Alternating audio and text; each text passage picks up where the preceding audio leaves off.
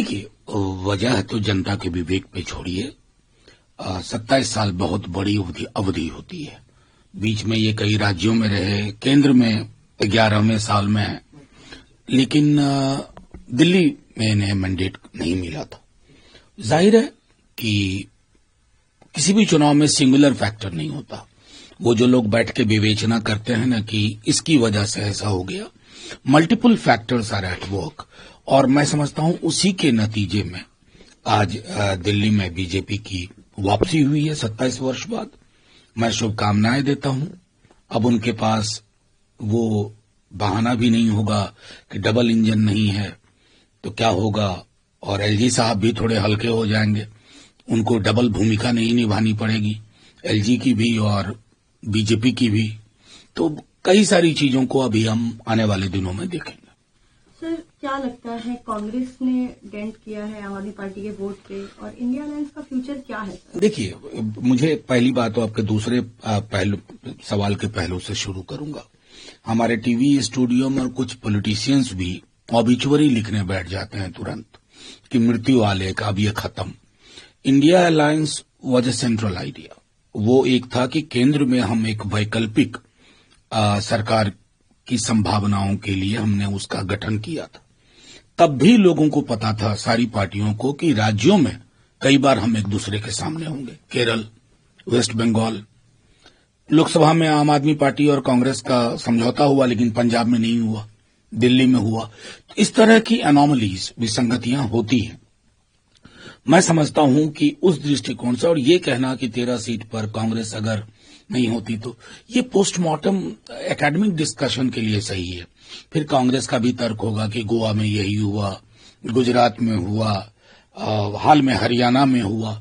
मैं समझता हूं कि अगर दलों को एक बेहतर परफॉर्मेंस के लिए लगता है कि हम एक समन्वय कर सकते हैं, बेहतर कोऑर्डिनेशन कर सकते हैं, तो उसके लिए चुनाव को आसन्न देख करके नहीं, पहले से करना होगा, rather than discussing it while the counting is going on.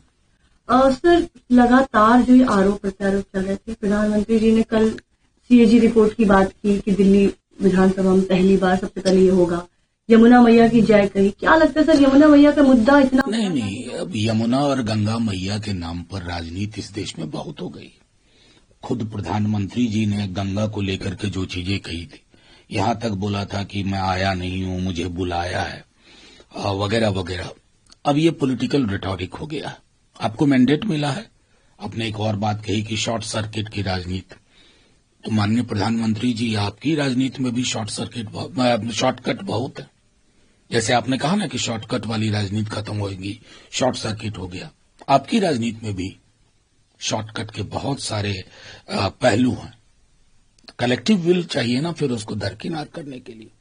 आपको मैंडेट मिला है, कल को कहीं और मैंडेट नहीं मिलेगा, लेकिन किसी भी इलेक्शन को आखिरी इलेक्शन मान लेना और ये कहना कि अब हमारे अश्वमेध का घोड़ा हर जगह जाएगा, ऐसा होता नहीं है।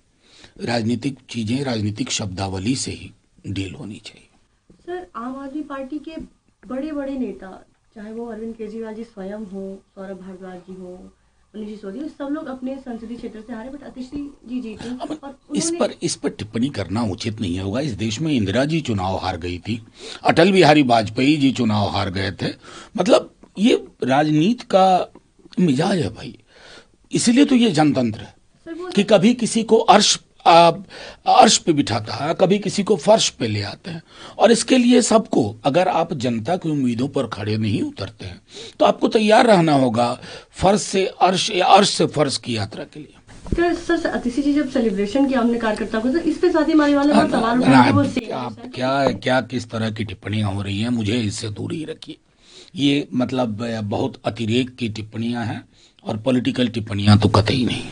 सर, आने वाले समय में हम बिहार का इलेक्शन होना है, कल प्रधानमंत्री जी ने उस पर भी रेस किया कि अगला जो है अब आप बिहार में देखोगे, तो क्या लग रहा है आपको कि बिहार में भी ये चीज? तो 20 में भी बहुत बड़ी बड़ी बात कर रहे थे, 15 में भी कर रहे थे प्रधानमंत्री जी।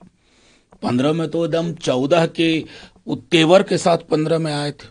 क्या हुआ नतीजे पूरी दुनिया को मालूम है। 20 में तमाम कोशिशों के बाद पोस्टल बैलेट रिगिंग, काउंटिंग को शाम में प्रभावित करना, बावजूद इसके सिंगल लार्जेस्ट पार्टी हम रहे। 12,000 वोट का मात्र फासला था तब, जबकि आपने सब कर लिया। राजनीतिक धार्मिक ध्रुवीकरण तक की कोशिश की और प्रधानमंत्री जी के नेतृत्व में कोशिश हुई। बिहार आइए, फैसला होगा, बिहारी करेंगे फैसला, लेकिन बिहार को ठगिएगा मत, बिहार की बोली मत लगाइएगा कि एक इंस्टीट्यूट को बोर्ड बना दिया, रीपैकेजिंग कर दी योजनाओं की। आज के डेट में सबसे बड़ी जरूरत बिहार की है विशेष राज्य का दर्जा, और जो हमने दायरा बढ़ाया था आरक्षण का, उसको संविधान की 9वीं अनुसूची में शामिल करना, और एक पूरा नेटवर्क एग्रो बेस्ड इंडस्ट्रीज का। इन मुद्दों पे बात होनी चाहिए। कृपा पूर्वक ध्रुवीकरण जैसे विषयों को त्याग करके बिहार आइए। सर, आखिरी सवाल, बिहार इलेक्शन की बात करें तो बहुत ही बिहार एक बहुत बड़ा केंद्र है अट्रैक्शन का, जिसमें लोग देखते हैं, और हर बार आपको पता है नीतीश जी के पलटने की बात होती है। तो आपको क्या लगता है कि इस बार इलेक्शन में ऐसा कुछ फिर से देखने को मिल सकता है? हम अपने बूते चुनाव लड़ रहे हैं, हमारा एक महागठबंधन है।